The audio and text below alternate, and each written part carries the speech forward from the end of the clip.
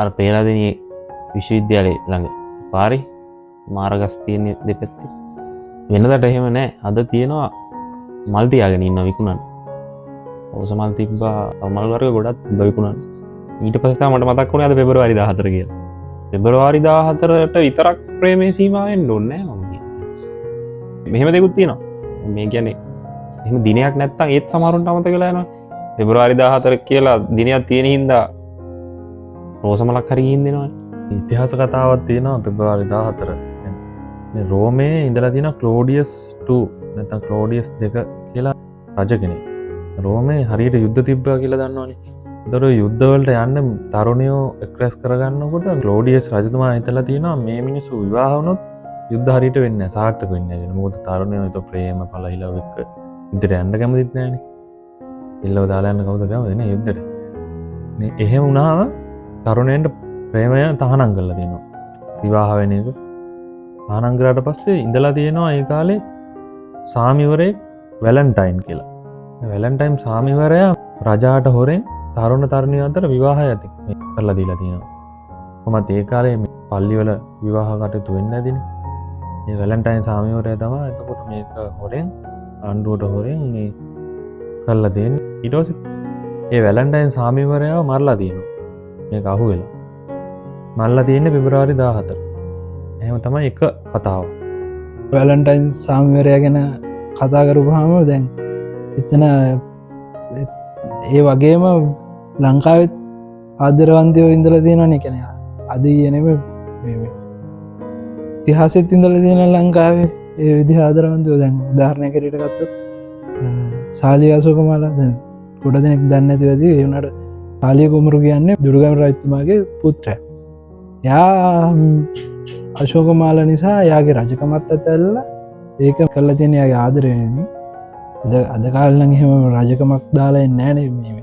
ආදරයක් නිසා ඒ අශෝකමාලා නිසා නෙවෙයි සුරුමුණියේ පෙමියෝලත් අදලා තියෙනවා කියන්නේ. අපි දන්නේ දුනාට කොච්චර අප්‍රකට ආදරවන්තයෝ ඇද්ද ලංකාවෙත් එහෙමයි පිටරටත් එහෙමයි කොහෙත්.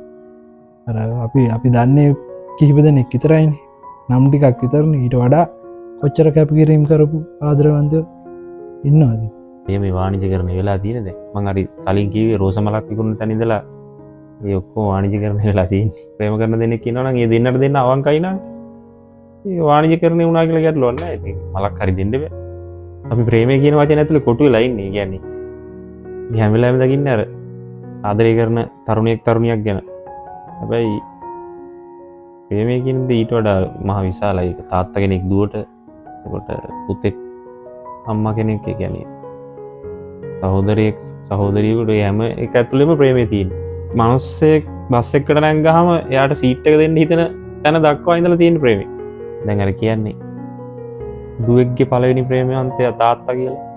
ඒ වගේ හැමතැනම ප්‍රේමය තියෙනවා. හැබැයි අර මුලින් කිව්ව කාරණාවත් එක්ක මේක ගැලපෙනවා. ඒ කියන්නේ අපි තරුණියෙක් තරුණියක් ගැන කතා කරන එක දැන් වැලන්ටයින් සාමිවරයා ජීවිතේ පූජා කරන්න වෙන්නේ යාට අර ආදර සම්බන්ධතාවලට උදව් කරන්න කියලා. ඒ හින්දා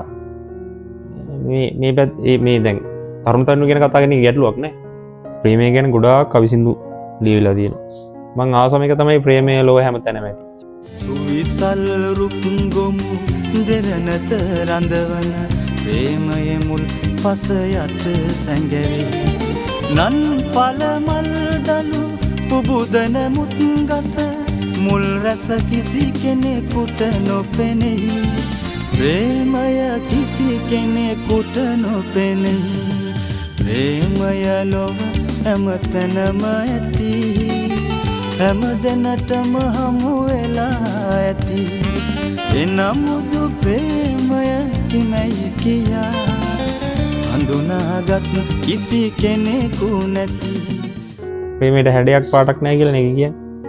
ප්‍රේමයට වයසක් නැහැ. ඒ කියන්නේ ඔයා කියන්නේ ප්‍රේම කරන්න පටන් ගන්නද නැත්නම් ප්‍රේමය කරන දින්න අතර වයස පරතරයද? එහෙම බලපාන්න නැහැ. ඒක නිකන් හරියට මේ සුදු පාට කොලයක් වගේ. ඇති වෙන විදිහක්, ඇති වෙන වෙලාවක්, ඇති වෙන කෙනෙක්, ඒක ඇති වෙලා ඉවර වෙන විදිහක්වත් හිතගන්න. මට මතකයි අපේ මගේ යාළුවෙක් හිටියා. එයාගේ පළවෙනි ලව් එක පටන් ගත්තේ 6 වසරේ. දැන් ඒ දෙන්න බැඳලා 6 වසරේ ලව් එක. මමත් උදවට ගිහින් තියෙනවා. ඒක මුලින් ආකර්ෂණයක් තමයි. අපි දන්නවා ඒ කාලේ කෙල්ලෙක් බලනවා කියන්නේම ආතල් එක. අපි කෙල්ලෝ දිහා බලන එකත් වෙනම ආතල් එකක්. ඒක පොඩි චූන් එකක් විතරයි මුලින් තිබ්බේ හරිද? ඊට පස්සේ අපි යනවා බලන්න. බලනකොට ඒ කෙල්ල බලනකොට ඔන්න එදා සැටිස්. ඒක මුකුත් කියලාවත් නෙවෙයි. hina වෙලා විතරයි. බලනකොට සැටිස්. ධනරින ආකර්ෂණය වගේ තමයි. ඊට පස්සේ ඕම් පළවෙනිටම කතා කරන දවසක් එනවා. ඊට පස්සේ යාළුවෝ වගේ ඉන්න දවස් ටිකක් එනවා. ඊට පස්සේ ඕම් කෑම ෂෙයා කරගෙන දවස් ටිකක් එනවා. ඊට පස්සේ ඕම් ටික ටික අදහස්. ඊට පස්සේ නෝට් ඒ වගේ නිකන් එහෙම ගිහලා අන්තිමේදී දැන් බැඳලා. දෙන්දාම ප්‍රේමී වෙන්නේ නැද්ද? දෙන්දාම තමයි සමහර වෙලාවට ප්‍රේමේ පටන් ගන්න. ප්‍රොපෝසල් මැරේජ් කියනවා. සමහර තැන්වල හරි. සමහර තැන්වල ප්‍රොපෝසල් මැරේජ් තියෙනවා හොඳට යාළු වෙලා මේ බැඳපු ඒවට වඩා හොඳට. මොකද එයාලා බැඳලා පස්සේ තමයි ලව් කරන්න පටන් ගන්නේ. මම දන්න අක්ක කෙනෙක් ඉන්නවා. එයා අවුරුදු 30ක් විතර යනකම් කොල්ලෙක් ඉඳලා. ඊට පස්සේ එයා බැඳලා. දැන් එයාලා දැන් ලව් කරනවා අම්මලා සිටියා. නිකන් සෑහෙන කාලෙකින් දැන් ලව් කරපු කපල්ලක් වගේ දැන් එයාලා දැන් තමයි එයාලා ලව් කරන්නේ. ඒතර අවුරුදු 30ක් යනකම් එයාට ප්‍රේමයක් තිබිලා නැහැ. මට ඒක දැන් එයාලා ඒක ඉඳිනවා මේ දැන්දට පස්සේ. ප්‍රේමය කියන එක ඕනම කෙනෙක්ට මේ එකපාරක් හරි මේ අත්විඳලා තියෙන්න ඕනේ. ඒක පාර්ශවයේ වුණත් ඒක ප්‍රේමයක් දැනෙලා තියෙන හිතට. එහෙම නැත්නම් ඒක නිකන් හරි ඩල් නේද මේ ලයිෆ් එක. එහෙම දෙයක් තියෙනවා කියලාවත් අඩු ගන්න. මම හිතන්නේ මැරෙන්න කලින් ඕනම හැම කෙනෙක්ටම ප්‍රේමය කියන දේ දැනෙලා තියෙනවා. මන්න කියලා හිතන්නේ මේ ඕක වෙන්නේ අර ඕපන් වෙන්නේ නේද? දෙන්නට දෙන්න තේරුම් ගන්න. අන්න ඒ ප්‍රශ්නේ ගොඩක්ම හේතුවක් වෙනවා ඇති ඔය ප්‍රේමය අතරමඟ නවතින්න. එහෙම නැත්නම් වෛරයකට පෙරලෙන්න. මොකද අනිත් කෙනා ගැන මම මේක දැනගෙන ඉඳලත් නෑනේ වගේ හැඟීමක් ආපුවම ඒතකොට නිකන් අර බොරු කරා වගේ හැඟීමක් එනවා. අනිත් එක ඔය සැකේ කියන ඒ චේතනාවත් ඉතින් ආයෙත් කොහොමදත් ඒක හදාගන්න බෑ. සැකෙන්මනේ බලන්නේ කොයි වෙලෙත්. අනිත් කෙනාට අර ඔළුවට බරක් වයින් වැඩිපුර නීති දානවා. ඒ වගේ දේවල් අර එයාගේ අර සමහරට එයා ජීවත් වුණ පරිසරයේ හැදුන විදිහ අම්මලා තාත්තලා ඒ පරිසරෙත් එක්ක හැදෙනකොට අර වගේ දේවල් දාපුවාම සමහරට මේ ඒ මිනිස්සුන්ට ඒක එපා වෙනවා. අර දරා ගන්න බැරි පීඩනයක් වෙනවා. සමහරට ඒක අර ආදරයට වෙන්න පුළුවන්. ඒක දාන්නේ නීතිය දාන්නේ මෙහෙම කරන්න ඕන මෙහෙම කරන්න ඕන කියලා කියන්නේ ආදරයට වෙන්න පුළුවන්. හැබැයි අර ඒකෙත් සමහරට සීමාවක් තියෙන්න ඕනේ. දෙන්නම සම්බන්ධකමක් පටන් ගන්න අතරමඟ නවත්තන්න නෙවෙයි. හැබැයි මොකක් හරි හේතුවක් ඉන්න වෙන් වෙන්න වෙලා ඌ හිතාමතා වෙන් වෙලා සම්බන්ධේ නවතිනවා. ඒක අර වෙන් වෙන්න උනාට සමහරවිට අනිත් එක්කෙනා සූදානම් නැහැ වෙන් වෙන්න. එහෙම අවස්ථාවල අරයා සමහරවිට ජීවිත කාලෙම තනිකඩව ඉන්නවා. ඒ වගේ දේවල් කරන අවස්ථා තියෙනවා. එක පැත්තකින් ඉතින් අර බලන් ඉන්න සමාජයට ඒක විහිළුවක් අතර මෝඩ තීරණයක් වෙන්නත් පුළුවන්. හැබැයි ඉතින් අරයා එයාගේ ලෝකේ ඉන්නවා. හැබැයි මම විශ්වාස කරනවා හැම මිනිස්සෙක්ගේම හිතේ ඒක ලෝකෙට කියලා නැති වුණත් ප්‍රේමණීය හැඟීමක් ජීවිතේ එකපාරක් හරි ඇති වෙලා ඇති කියලා. ප්‍රේමයක් බලෙන් ඇති කරවන්න බෑ. ප්‍රේමයක් ඉබේ ඇති වෙන දෙයක් ඒක. ඒක ඇවිල්ලා මේ මම අනිවාර්යෙන් මේ ජීවිතේ මම ප්‍රේම කරන්න ඕන. මම එහෙම ඉන්නේ නැහැ.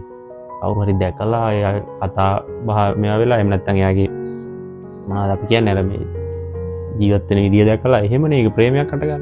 එහෙම නැතුව මම හොයාගෙන ගිහිල්ලා මට ප්‍රේමයක් ඕන මගේ දැන් මං වයසයි ඒ හින්දා මම මැරෙන්න කලින් ප්‍රේම කරන්න ඕන කියලා එහෙම කරගන්න බෑ. ඉතින් ඒක මං කියන්නේ ඒක ස්වභාවික වෙන්න ඕන. මහාචාර්ය සුනිල් නාරියරත්න විවාහ වෙලා නැහැ. හැබැයි ප්‍රේම කරලා නැහැ කියන්නේ නැහැ. ප්‍රේම කරලා ඇති. ආගන්තුක කෙනෙක් එක්ක සම්බන්ධකමක් පටන් ගන්න උනොත් ඒ කියන්නේ විවාහයක් වගේ දෙයකද මං අර කලින් කියන ස්වභාවිකව ඇති වෙනවා කියලා. විවාහ වුණාට පස්සෙත් ඒ දෙන්නට එකට නිින්ද වෙන්නේ. එතකොට අර එකට ඉන්නකොට බොහෝ වෙලාවට එක්ක හරියනවා එක්ක වරදිනවා. කියන්නේ කො ඒක තද බල බැඳීමක් දක්වාම යනවා. නැත්තම් ඒක ගැලවිලාම යනවා. ඒ කියන්නේ දැන් විවාහ වුණාට පස්සෙත් මේ දෙන්නට දෙන්න කෑ කරගන්න විදිහක් තියෙනවානේ. ඒකට හිත ඇදිලා යනවා. අර යා තමන් ගැන හොයලා බලන විදිහට තමන් වෙනුවෙන් ඉදිරිපත් වෙන විදිහට සමාජයේ ඒ ඔක්කොම ඒ පැකේජ් එකට ආදරය කරන්න ගන්නවා. සරලවම ඊට පස්සේ ඒ විවාහය සාර්ථකයි කියනවා. එහෙම නැත්තම් විවාහ වෙනවා. කලින් ප්‍රේමයක් තිබිලා නැහැ. ඊට පස්සේ බලාපොරොත්තු වෙනවා ප්‍රේමයක්. ඔන්න දැන් විවාහ උත්සවයකට ගියා කියන දෙන්නම්.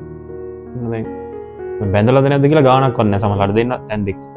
එහෙම නැත්තම් වෙන සමාජයේ ප්‍රශ්නයකදී තමන් වෙනුවෙන් කතා කරන්නේ නැහැ යා. එතකොට අර පැකේජ් එක ලැබෙන්නේ නැහැ. මේක කලකිරෙනවා. ජෙනරේෂන් දෙකක් කියලා කියන්නේ සාමාන්‍යයෙන් අවුරුදු 10 12. හැබැයි මෙහෙම ඒ ජෙනරේෂන් දෙකක දෙන්නෙක් විවාහ වෙලා සාර්ථක වෙච්චක් තියෙනවා. උදාහරණයකට අපි කවුට් ගත්තත් එහෙම ඒවා තියෙනවා. අවුරුදු 10ක 15ක 20ක පවා පරතරයේ තියෙන විවාහ වෙච්ච අය නැත්තේ නෑ. ඒකෙදි අර කලින් අර කතා කරා වගේ ඕපන් සහ තේරුම් ගැනීම. කියන්නේ තේරුම් ගන්න පුළුවන් නම් විශේෂයෙන් එතන වැඩිමල් කියන්නේ වයසින් වැඩිමල් කෙනා පිරිමි කෙනා හෝ කාන්තා කෙනා ගොඩාක් තේරුම් ගන්න ඕන වයසින් අඩු කෙනාව. ඒක තියෙනවා නම් ඉතින් සාර්ථකයි. සමහර අවස්ථාවල සමහර තැන්වලදී ඉතින් යාර පොඩි ළමෙක් වෙන්න සිද්ධ වෙනවා. සමහර තැන්වලදී පරිණත විදිහට ඇසිරෙන්න සිද්ධ වෙනවා. මේ දේවල් මැනේජ් කරගන්න පුළුවන් නම් ජෙනරේෂන් එකේ ප්‍රශ්නයක් ඉන්නේ නැහැ. ඒ ප්‍රේමය කියන දේ තමයි ඉවසීම. එතකොට අනිත් කෙනාට රෙස්පෙක්ට් කරන එක ඒ හැමදේම ඇතුලේ පැකේජ් එකක් ප්‍රේමය කියන්නේ. තරුණ කෙනා ඉන්නවනේ ගොඩක්.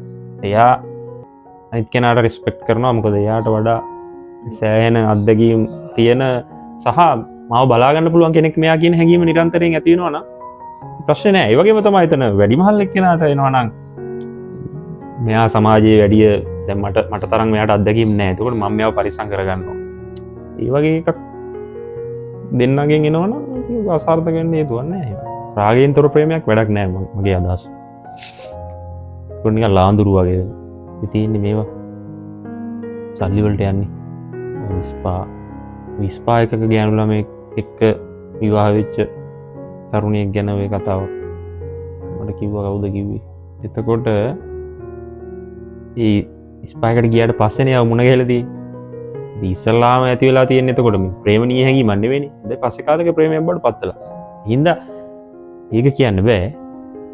හැබැයි අන්න එතන අර කලින් අපි කියපු දෙයක් සනාතන එතනදී අර ප්‍රේමයක් හටගන්න නිශ්චිත තැනක් නෑ, වයසක් නෑ.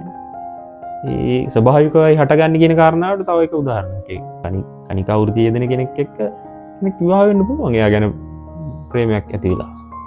එහෙම දේවල් වෙලා තියෙනවා. ප්‍රේමයට පුළුවන් මනුස්සයෙක් වෙනස් කරන්න. කියන්නේ ඒක සම්පූර්ණයෙන් මනුස්සයෙක් මිනිමරුවෙක් මේ දරුණු කෙනෙක් බවට පත් කරන්නත් පුළුවන් ප්‍රේමයට. මනුස්සයෙක් ගොඩ දාන්නත් පුළුවන්. ජීවිතේ අමාරු කාලවල වලදී මුණ ගැහෙන ප්‍රේමයට මිනිස්සු වැඩිපුර ප්‍රේම කරන්නේ ඒකයි. අර තව එකක් තියෙන්නේ. කටුකොහලින් පිරි කලල්දී තනිව මියෙද්දී හමු වෙයි කියලා. මොකද්ද? සැරයටින් අපි යන්නේ තුර.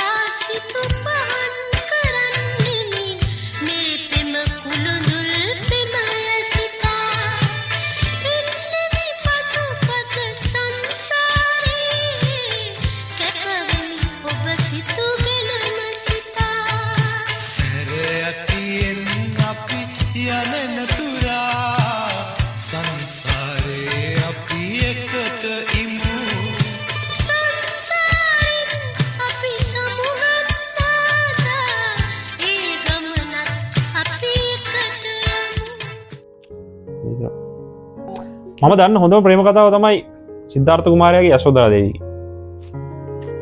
මේ ප්‍රේමයේ සංසාරේ ගිහිල්ලා අවසානයේ සංසාරයෙන් එතරත් වුණා. ඒකට බද්ද කාපිලානා සහ පිප්පලි. මේ දෙන්න වෙන් වෙනකොට මහ පොළොව කම්පා වුණා කියලා කියන්නේ. ඒ බණ පොතේ තියෙන. කොහොමද ඒකත් හොඳ ප්‍රේම කතාවක්. පිප්පලි කුමාරයයි බද්ද කාපිලානා කුමාරිටයි විවාහ යෝජනා හොයනවා. මේ දෙන්න කැමති වෙන්නේ නැහැ විවාහ වෙන්න. ඒ විවාහයට අකමැති. මේ දෙන්නගේ දෙමාපියෝ මේ ඒගොල්ලෝ විවාහ වුණ නැත්නම් මැරෙනවා හරි මොනවා හරි කියලා බලකිරීමක් කරනවා. එතකොට ප්‍රොපෝසල් එකක් තමයි එන්නේ. ඊට පස්සේ දෙන්න කතා වෙනවා.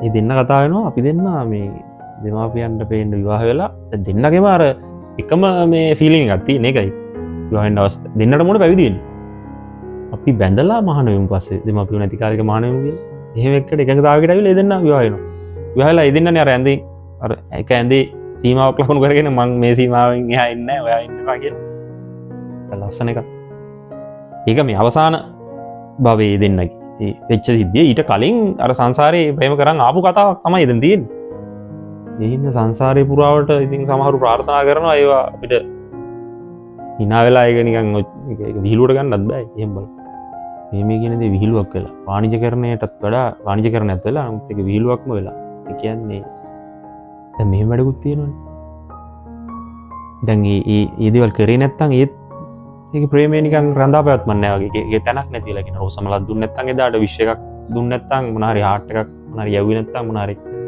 නේද ඒක දැන් ඒක ඇත්තටම වැලන්ටයින් දැන් ඔය දැන් ඔයා වැලන්ටයින් සාමිවරයාගේ මරණයනේ එතන ඇත්තටම ඒක එයාට ගෞරවයක්නේ හැබැයි දැන් ඇත්තටම මේක නෙමෙයි දැන් කානිවල්ම වෙලා වැලන්ටයින් සාමිවරයා හිටියා නම් වැලන්ටයින් සාමිවරයාටත් පිස්සු හැදෙනවා ඒ කියන්නේ සමහරවිට අද දවසේ දැන් පෙබරවාරි 14 කියන දවසේ කී දෙනෙක් ජීවිත විනාශ වෙනවද කියන්නේ විහිළුවටත් දානවනේ මේ අද අමතර පන්ති නෑ නම් මනම් කියලා ඒක විහිළුවට හරි කීවට ඒක ඇත්තනේ අම්මලා තාත්තලා රැවටිලා එහෙම තියෙනවනේ සිද්ධි දන්නවනේ අපි 15 වෙනිදා උදේට අපි බලාපොරොත්තු වෙන්නේ මොනවාරි අලුතෙන් වීඩියෝ එකක් ඇවිල්ලාද ඒක ඒ තත්ත්වෙ වෙලා තියෙන එක ඒක ඉතින් කීයද වාචකය දැන් පෙබරවාරි 14 කියන්නේ අර ගෙස්ට් හවුස් වලට හොඳයි පෙබරවාරි 14 කියලා කියන්නේ තමන්ගේ ජීවිතේ තව කොහෙ දන්නේ නැති කෙනෙකුට පූජා කරන එකක් නෙමෙයි ඉතින් එහෙම කියන්නේ මේක සෙලිබ්‍රේට් කරන දවසක් කියලානේ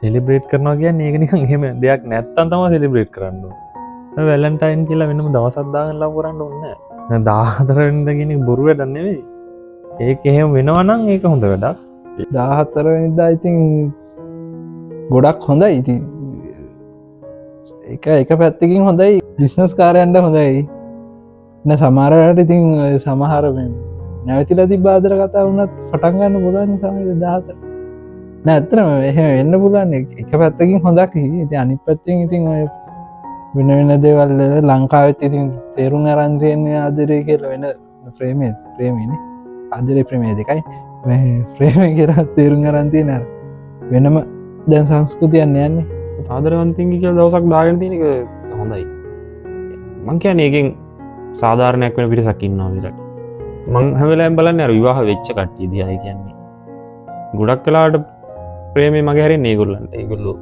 කාර්ය බහුල වෙනවා ඒගොල්ලෝ දැන් විවාහ වෙන්න කලින් ආදරය කරන කට්ටියට ඒක ඒගොල්ලෝ විඳිනවා ඒක සමහරවිට ගමන් බිම යනවා නම් විවාහ වෙච්ච අයට ඒක ගොඩක් මගේ හැරෙනවා එතකොට මම හිතන්නේ අර අලුත් කරගන්න මේ සම්බන්ධකම් හොඳ දවසක් ඒ කියන්නේ ගෙදරට සමහර දැන් බිරිඳක් ඉන්න පුළුවන් ගෙදරට වෙලා උයනවා යුතුයකම් කරනවා ළමයින්ගේ වැඩ කරනවා ස්වාමියාගේ වැඩ ටික කරගෙන ඉන්නවා ඒ වගේ කෙනෙකුට 14 කියන දවසේ ඇවිල්ලා දාට කරන විශ්කත් වෙන වටිනවා මං කියන්නේ තමන්ගේ මහත්තයා ඇවිල්ලා I love you කියන්නේ සමහර විට අවුරුද්දකට දවසක් වෙන්න පුළුවන් ඒ දවස් 14 වෙනිදා වෙන්න පුළුවන් ඒක හරි වටිනවා ඉතින් එහෙම දවසක් නොතිබ්බා නම් ඒක ඇත්තටම අපි ආදරය කරනවා කියලා අමතක වෙන්නත් ඉඩ තිබ්බා.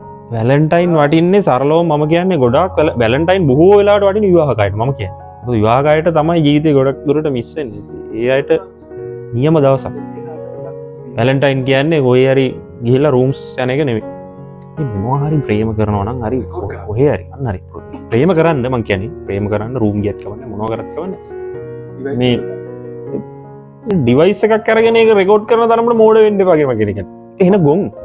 ෆෝන් එකක් කියන දේ මේ තලලා විසි කරොත් ඇරෙන්න ඒක ඕනම මොහොතක ඒක රිකවර් කරගන්න පුළුවන්. ඒ තත්ත්වෙට දියුණු වුණා නම් ඇති. කියන්නේ අපේ වයසල කට්ටිය එහෙම ලීක් කරගත්ත ගමන ගැඩලුවක් නැහැ. ඒක මිනිස්සු දන්නේ නැහැ. ඒ කියන්නේ එහෙම මේක මම රෙකෝඩ් කරගත්තට මල් ළඟ විතරයි තියෙන්නේ කියලා මිනිස්සු දන්නේ නැහැ. මට හිතා ගන්න ඕනේ 2000 ගණන් වල මේ 2000න් පස්සේ මේ පොඩි ළමයි ඒගොල්ලෝ දැන් තාක්ෂණය ගැන හොඳටම දන්නේ නැහැ. මං කියන්නේ ඕක ඒක මෙහෙම අල්ලගෙන අර නිකන් දත කාගෙන අල්ලගෙන මම මේ මට පුළුවන් වගේ එහෙම ඕනේ නැහැ කියන්නේ. ඒක විඳින්න ඒ වෙලාවේනේ. දැන් මං කියන්නේ ෆෝන් එකක් එතෙන්ටත් අරයි යනවා කියන්නේ නිකන් ඒක හරි. ඒක හරි කැතයි. කැත කියන්නේ ඒක හෙන්න මෝඩ. හරි මෝඩ වැඩක් ඒක. ජීවිතේ මිනිස්සු ජීවත් වෙන ටික කාලේ මේ විඳින දේවල් හරි අඩුයි. එතකොට ඕක ඇවිල්ලා බොහොම ස්වභාවික මිනිස්සු තෘප්තියෙන් කරන දෙයක් එංගික ජීවිතයකින්. එතෙන්ට ෆෝන් එකක් කරගෙන ගිහිල්ලා ඒක අල්ල නටනවා කියන්නේ ගොනෙක් ගොබ්බෙක් නේද?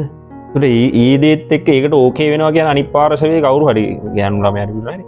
ඒකිත් එන ගොන් එන මෝඩයි ගොබ්බයි නැද්ද? එහෙම උන් එක්ක ප්‍රේම කරන්න ඕනේ නැහැ. අනිත් එක එහෙම ලීක් කරගත්තේ උන්ට අනේ උන් පව් කියලා හැලි ලියනේ උන් ඉන්න උන් තමයි අන්තිම කියන්නේ උන් මෝඩයෝනේ උන් ගොබ්බයෝ ඒවා ලීක් කරගෙන ඒක අවුනාට පස්සේ උන් වෙනුවෙන් කතා කරන්නේ ඒ ඊට වඩා ගොන්න. උන් අහුන එක හරියන්නේ දෙකෙන් උන් අහුන වෙන්න කලින් උන්ට උපදෙස් දෙන්න උන් අහු වෙන්න එපා කියලා. අහුනාට පස්සේ උඹලටත් නාංගීලා ඉන්නවා නේද?